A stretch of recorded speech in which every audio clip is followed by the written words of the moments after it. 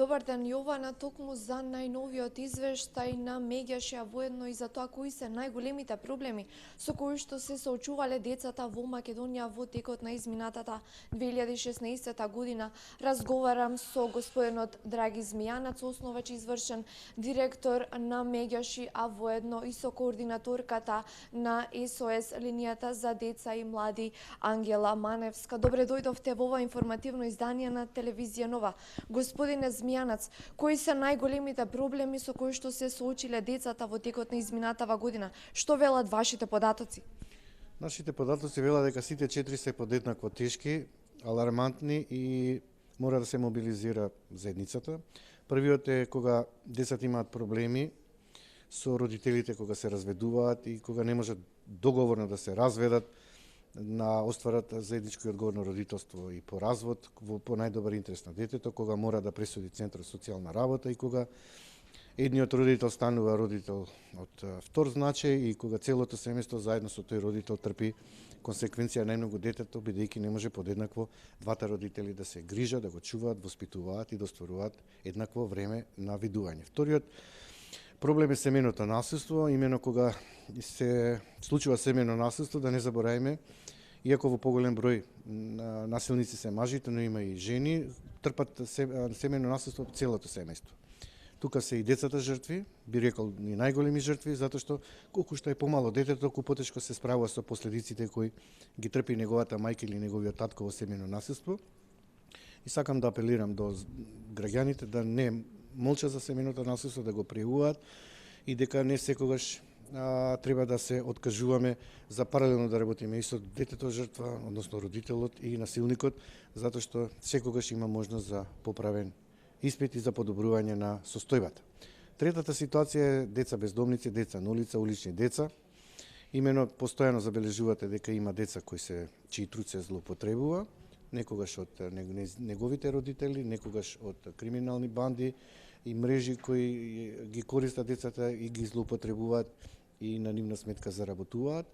Она што е проблематично во оваа категорија на децата е не само што се злоупотребуваат, туку се исклучуваат од образованието, стануваат неписмени, сиромашни и на тој начин подлежни на најлоши форми на злоупотреба, како што не само питачење, туку и проституција, трговија со деца, детски органи и вклучување во криминални банди. Четвртиот проблем е сексуална злоупотреба врз деца. Она што е алармантно кај нас е оваа година што имаме минатата година што се случува малолетничко сексуално насилство од постар малолетник на дете и тоа повторно покажува дека ако инцестот и родоскрнавањето беше проблематично во претходниот период и возрасен многу често познат човек на детето како педофилија, сега имаме и би рекол сексуална злоупотреба меѓуврстичко со не толку голема разлика на возраст кога е и детето и сторителот се деца.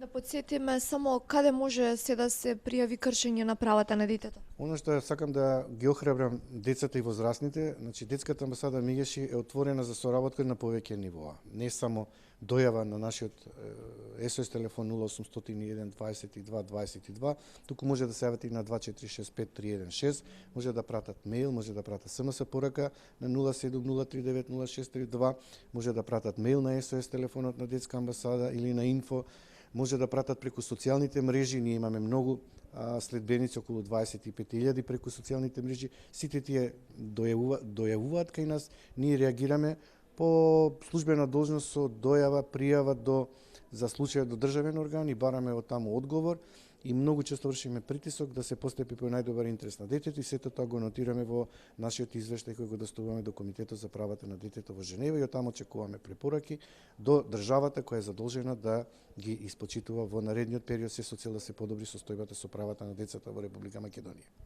Ангела, СОС телефонската линија одбележува 23 години од своето основање, досега има регистрирано над 20.500 повици. Пред да преминеме на статистиката за претходната година, да ни објасни што всушност представува ова СОС телефонска линија. Така. СОС телефонската линија 0801 22 22 представува една служба, еден сервис за директна помош и поддршка на децата, на нивните родители, на нивните семејства, каде што тие можат да се обратат, можат да бидат сослушани, да добијат совет, и тоа е најчесто првото место каде што децата, можеби и родителите се обраќаат, и воедно представува и промотер на детските права за кои што се залагаме. Колку повици се регистрирани во текот на изминатата година и зашто најчесто биле тие повици? Така, регистрирани се 82 контакти, со кои што дополнително подоцна сме контактирале, вклучувајќи го и првичниот контакт, станува збор за 147 дојави и се однесуваат на деца потенцијални жртви, а нивниот број е околу 111. Како што напомена и господинот Змијанец, станува збор за проблеми од типот на проблеми при бракоразводна постапка, семејно насилство, сексуална злоупотреба и питачење, односно злоупотреба на детскиот труд. Низ годините колку оваа СОС телефонска линија им помогнала на децата? Како што напоменав и претходно, СОС линијата многу често е првото место каде што децата се обраќаат. Од таму тие се сослушани, разбрани, поддржани, имаат чувство дека некој се грижи за нив и за нивните проблеми, а потоа и детската амбасада меѓаш и постапува по службена должност, односно ги известува надлежните институции, се застапува за децата и се бори за детските права. Јас ви благодарам за ова вклучување во ова информативно издание на телевизија Нова.